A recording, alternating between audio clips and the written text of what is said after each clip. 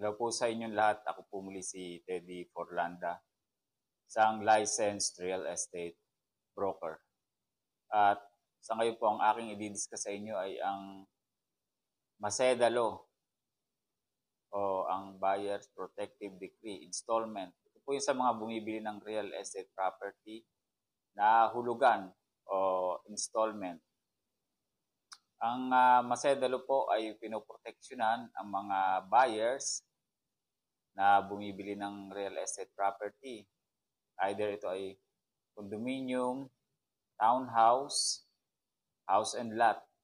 Pero hindi po dito kasali ang mga industrial at commercial lots. Ngayon, ang Maseda Law po ay kung kayo halimbawa ay nakabili ng isang unit ng condominium o house and lot na residential, kayo po ay may karapatan na makakuha ng refund kung kayo po ay nakabayad na ng 2 taon o higit pa ng installment. Pag sinabi pong installment, kung pangkaraniwan yung mga in-house financing. Ngayon, ang sinasabi naman ng iba, wag po kayong ma-confuse ha. Kasi iba po ang bank financing at ang pag-ibig financing o ang finance ng mga commercial banks at ng pag-ibig. Sapagkat ang pag-ibig po at ang bangko, ito po ay kinukonsidera na bilang isang fully paid na dahil binayaran na ng bangko o ng pag-ibig ang mismong developer.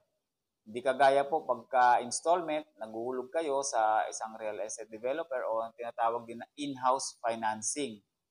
Yon, dun po ang kino-cover ng Maseda Law. Meron po kayong makukuhang refund kung kayo po ay naka 2 taon na o higit pa ng pagbabayad. Kung sakali man na may cancel na ang inyong kontrata.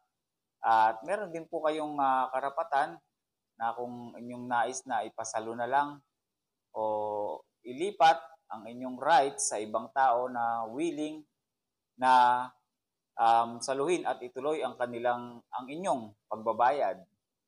Nang upang sa gayon ay kung kayo nahihirapan na sa inyong mga pagbabayad ay makagaan sa inyo.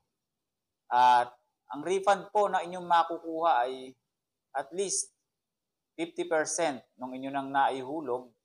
Subalit, tinatanggal pa dito ang interest, penalty at mga iba pang mga kailangan ninyong bayaran. So, nababawasan po yan. Yung 50% na inyo pong makukuha. So, yan po ang Maseda Law.